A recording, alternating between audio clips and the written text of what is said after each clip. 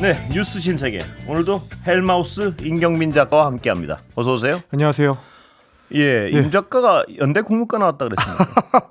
오늘 연대 국문과 나온 분들이 아무 상관도 없으면서 좀 잘난 척들 하시더라고요. 저도 어제 사실 설레가지고 뭘 왜 본인이 설렙니까? 새벽 3시까지 잠을 못 자고 계속 저희 이제 선배님과 관련된 글들을 좀 찾아 읽느라고. 아니 무슨 상관이 있다고 본인들이 설렙니까? 저는 물론 이게 뭐 학번 차이가 굉장히 많기 때문에 뭐 직접 뵌 적은 없지만 굉장히 좀 그리고 저도 나름대로 이제 국문학도 출신으로 제가 이제 어제 제 비밀 SNS에 뭐라고 썼냐면 노벨 문학상 작가의 작품을 번역 없이 읽을 수 있는 날이 오다니라고 굉장히 감격했거든요.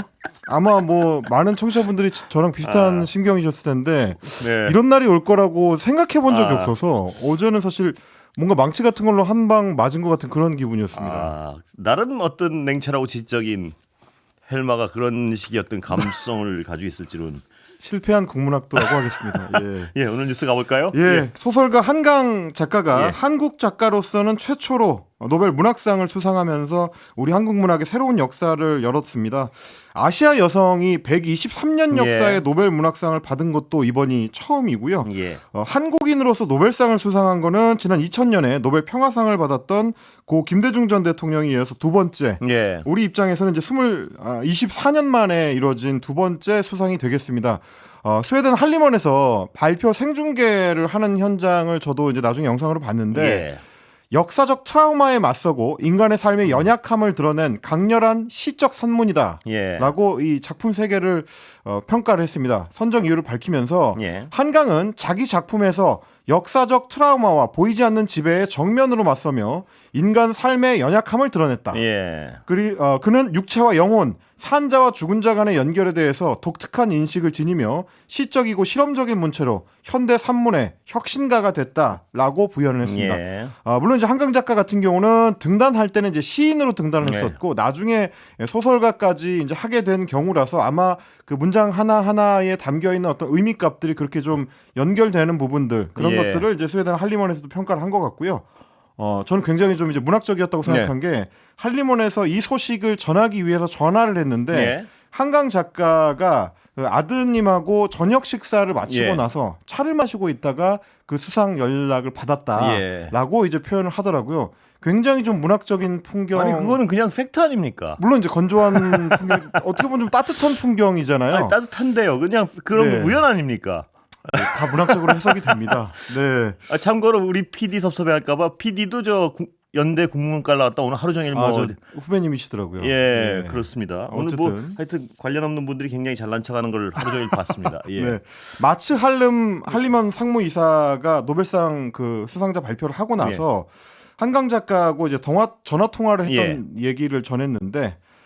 그분은 평범한 하루를 보내고 있는 것처럼 보였다. 아들과 막 저녁 식사를 마친 참이었다.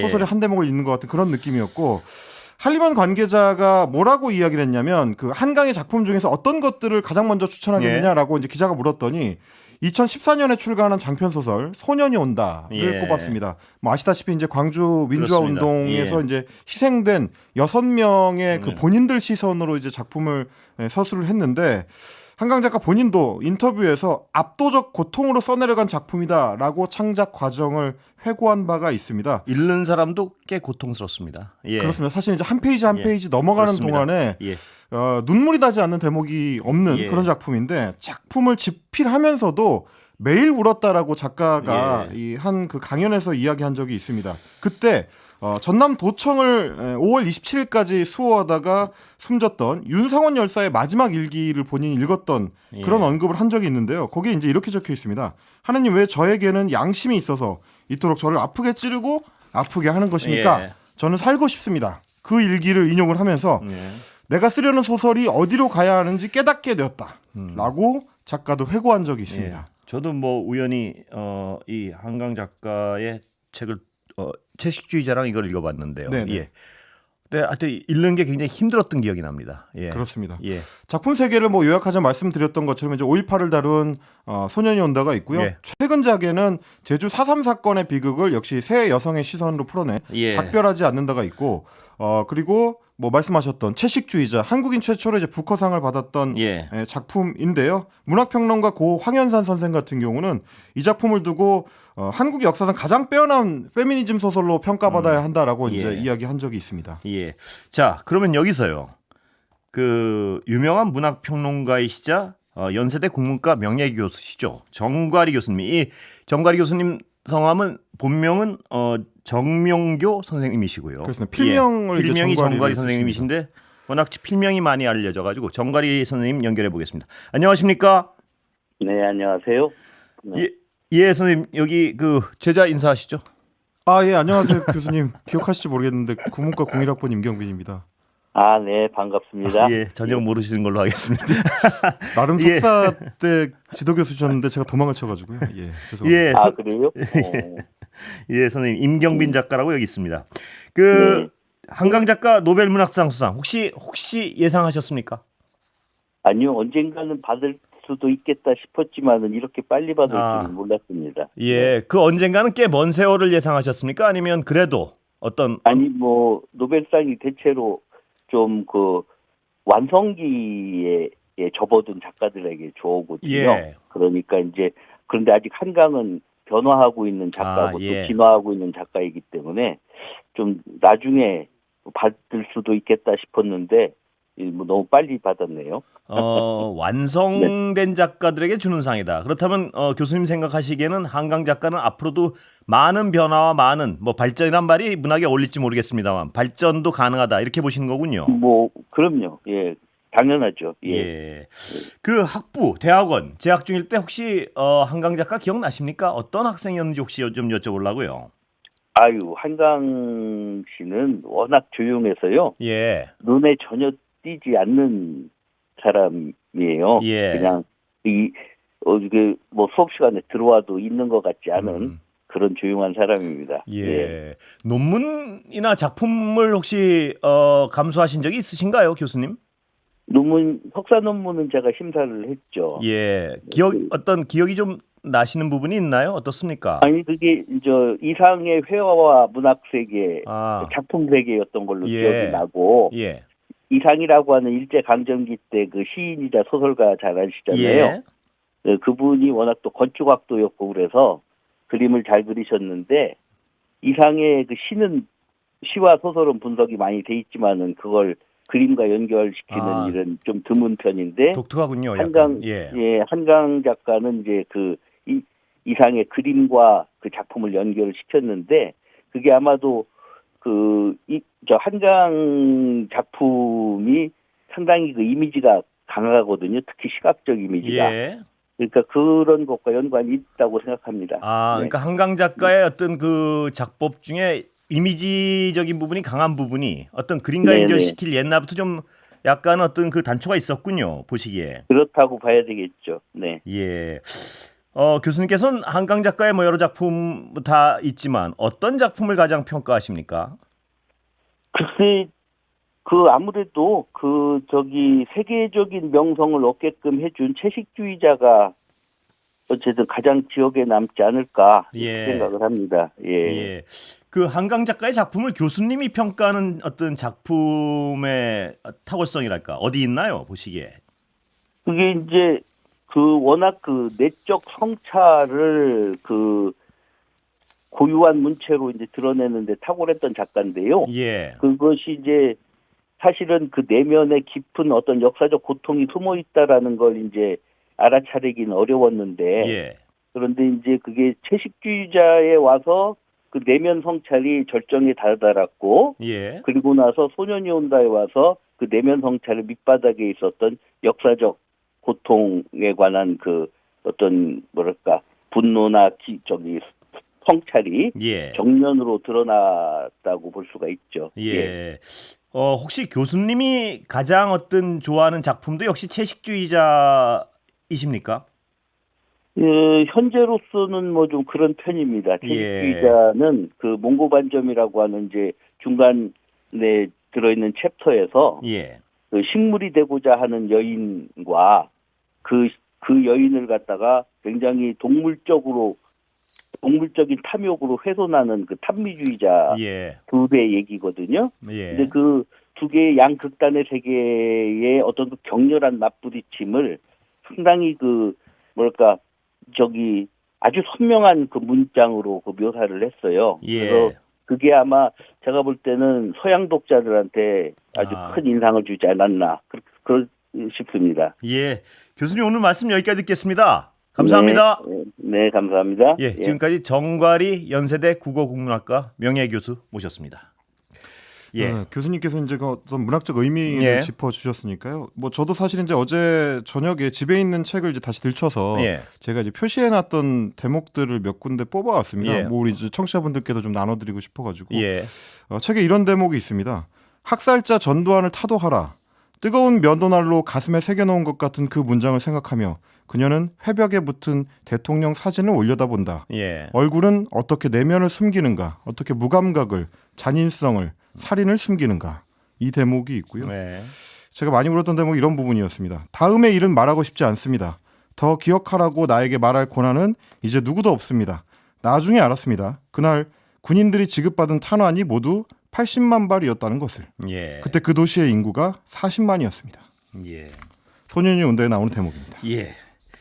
자, 그리고 이제 어차피 그 노벨 문학상 수상이 문학계에도 큰 일이지만 사실은 뭐 저희가 이제 시사 프로그램이니까 정치적 맥락도 한번 짚어봐야 될 것 같은데 볼까요? 소환되는 맥락들이 있습니다. 우선 어제 SNS나 뭐 인터넷 커뮤니티에서 화제가 됐던 거는 한 그 그래픽이었는데 경기도 교육청에서 최근에 성교육 도서에 대한 폐기 방침을 정하면서 폐기된 그 도서 현황을 그래프로 만든 표였는데요. 그게 이제 지난해 경기도 학교 도서관에서 청소년에게 부적절한 성교육 도서라는 명목으로 2,528권이 폐기 처분됐는데 그 폐기된 책 목록에 한강 작가의 채식주의자가 포함돼 있었습니다. 뭐 그때까지만 하더라도 부커상 수상작을 이제 폐기한 그런 방침이었는데 이번에는 노벨 문학상 작가의 작품을 폐기한 방침이 되어버려서 제가 지금 잘못된 성교육 책이에요, 이게? 그렇습니다. 폐기 명목이요? 근데 이게 아마 이제 시민단체라든지 뭐 이제 교회단체나 이런 쪽에서 요청한 아이들 교육에 좋지 않은 성 관련 도서로 이제 포함이 돼가지고 이야기가 됐던 것 같습니다. 그 이제 도표에 보면 역시 마찬가지로 노벨 문학상 수상 작가인데 주제 사람하고 작가의 눈먼 자들의 도시라는 책도 들어가 있습니다. 두 작품 다 성하고는 사실 별로 관련이 없는데 도대체 작품의 어떤 면을 보고 폐기를 해야 된다고 생각했는지 좀 놀라운 측면이 있고요. 그걸 또 받아들인 교육청은 또 어떤 생각을 하고 있는 것인가라는 의문이 들고요. 저는 좀 그 정치평론가 입장에서 봤을 때 좀 흥미로웠던 게 보수 정치권에서 이 사안을 어떻게 바라보는가 하는 점이었습니다. 윤석열 대통령을 비롯해서 한동훈 국민의힘 대표, 나경원 의원, 뭐 박수영 의원 이렇게 여권 관계자들이 모두 이제 축사를 올렸고 주요 정치인들은 대부분 썼다고 보시면 될 것 같습니다. 그런데 굉장히 좀 유감스럽게도 보수 정치인들의 축사에는 작품이 등장하지 않습니다. 한강이라는 이름은 등장하지만 그래요.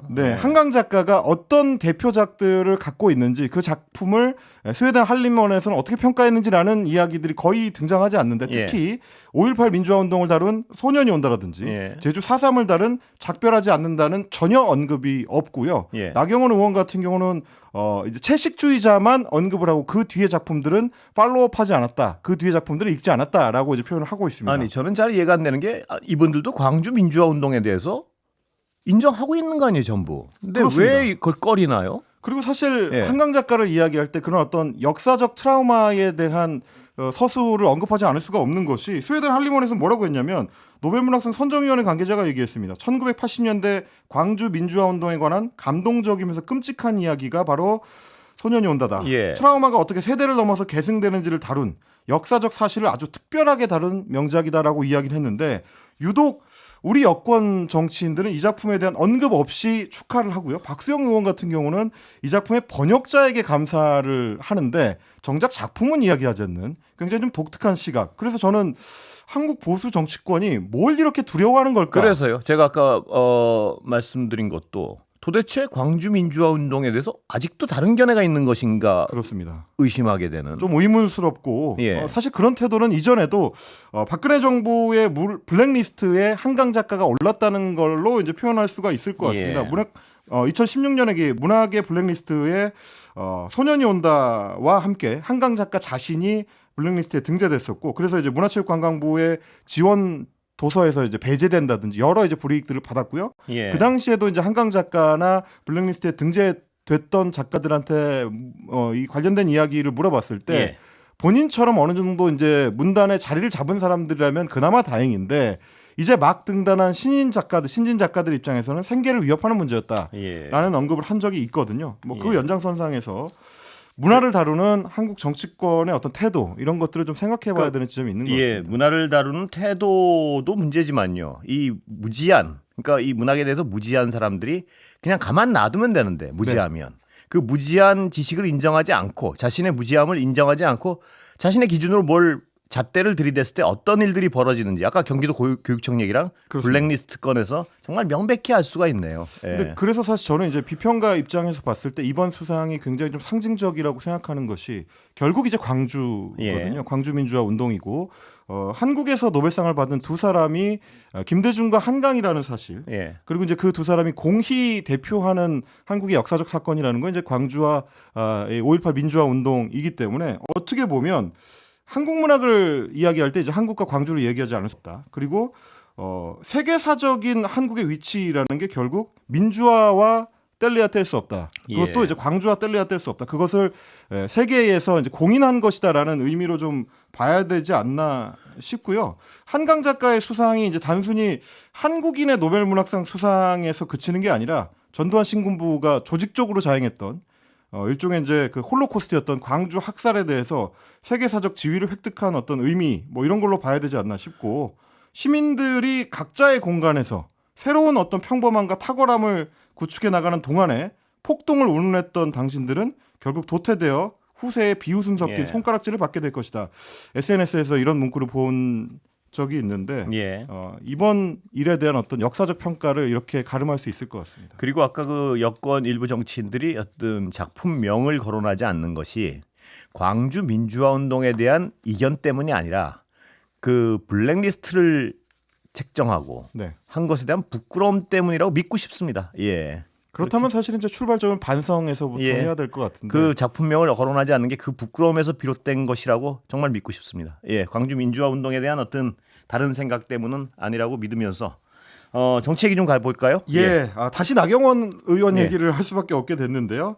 오늘 나경원 의원이 페이스북에 이렇게 썼습니다. 그러면 새벽에 홍매화는 왜 심은 겁니까? 예. 이준석 의원한테 물어본 거고요. 명태균 씨 얘기군요, 또. 예. 관련해서 얘기를 예. 한 거고요. 이준석 개혁신당 의원은 피부과도 좋은 기술을 가진 의사가 비싼 기계 쓰면 서비스 품절이 좋겠죠. 예. 라고 비유로 한 것이지만, 역시 마찬가지로 나경원 의원이 예전에 예. 피부과 시술 뭐 관련된 논란 때문에 정치적으로 고통을 많이 받았던 거, 이걸 이제 떠올리게 하는 예. 그런 설전입니다. 뉴스토마토의 보도를 발판 삼아서 나경원 의원이 먼저 이준석 의원한테 의혹 제기를 했고요. 예. 이준석 의원이 여기에 대해서 적극적으로 반박을 하면서 오늘 예. 온라인 공방이 이어졌습니다. 날선 표현들까지 섞였는데, 먼저 선공은 나경원 의원이었습니다. 페이스북에다가 명태균, 그의 말대로 2021년 오세훈 후보와의 서울시장 경선, 그리고 이준석 후보와의 전당대회는 의외의 현상들의 연속이었다. 예. 이렇게 회고를 했습니다. 본인이 뭔가 피해를 입었다. 명태균 씨의 작업으로 인해서 피해를 입었다라는 예. 식의 이제 표현을 한 건데, 오세훈 후보와의 2차 그 경선 당시에 여론조사가 100% 반영되는 방식으로 진행이 됐고, 그때 역선택 방지 조항이 없어서 본인이 압도적으로 패배했다. 이런 의문을 제기했고요. 예. 이준석 후보와의 전당대회에서는 더욱 이해할 수 없는 상황이 벌어졌다. 전당대회 초반에 여유 있는 1위가 본인이었는데 예. 명과 관련된 여론조사 기관이 7번이나 전당대회 여론조사를 실시했고, 그게 참 기이한 일이었다. 예. 그리고 특히 2021년 5월 22일자 여론조사는 응답률이 3.3%인데 단 1시간 50분 만에 표집이 끝났다고 하니까 의아하지 않겠는가 라면서 뭔가 여론조사에 의문을 던진 겁니다. 네. 그런 의문을 던진 거고, 그러면서 명태균의 주장대로라면 나는 명 때문에 번번이 피해를 입은 건데 이번 전당대회를 앞두고도 또 무슨 일이 벌어진 건 아닌가 상황 점검을 해야 됐기 때문에 명태균 씨를 그때 만나게 됐다. 이런 이야기를 한 겁니다. 예. 그러면 이준석 의원의 반박은 광고 듣고 이후에 듣겠습니다. 자, 아까 임 작가의 설명을 잠깐 정리하면요. 그러니까 나경원 의원이요. 네.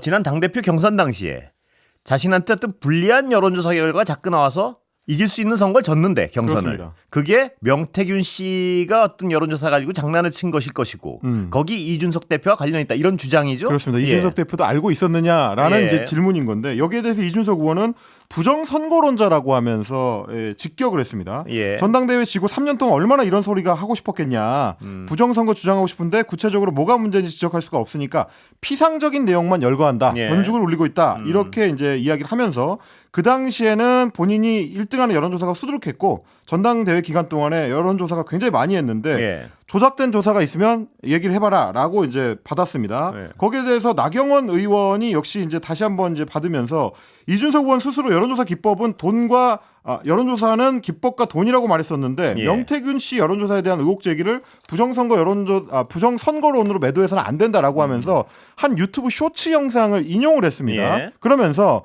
명태균 씨와 미리 여론조사 관련된 얘기를 나눈 적이 진짜 없느냐라고 물었습니다. 예. 근데 이 쇼츠 영상이 뭐냐면 유튜브 사장 남천동 채널에서 그 제기했던 의혹을 예. 김어준의 겸손히 힘들다 뉴스공장에서 다시 방송했었던 내용이거든요. 예. 2021년 5월 15일에 최훈민의 프레스 18이라는 유튜브 채널이 있습니다. 예. 여기에 출연했었던 이준석 의원이 혼자 노트북을 들여다보다가 노트북을 덮으면서 네. 내일 저녁 7시에 대한민국 인터넷 커뮤니티 멸망할 거니까 기다려라고 여러 번 강조를 합니다. 예. 그런데 그 다음 날이 무슨 날이냐? 2021년 5월 16일 저녁 7시에 머니투데이의 여론조사 결과가 하나 보도가 됩니다. 예. 명태균 씨가 운영했다고 알려진 미래한국연구소와 관련해서 당대표 관련 여론조사를 PNR에서 이제 여론조사를 했는데 제목이 뭐냐면 남성 4명 중 1명은 이준석 지지 국민의힘 당대표 1위 파죽지세라는 제목입니다. 그 당시 여론조사들 중에서 이준석 후보가 나경원 후보를 젖히고 1위를 하는 첫 번째 여론조사다. 그렇군요. 이렇게 예. 지금 알려져 있는데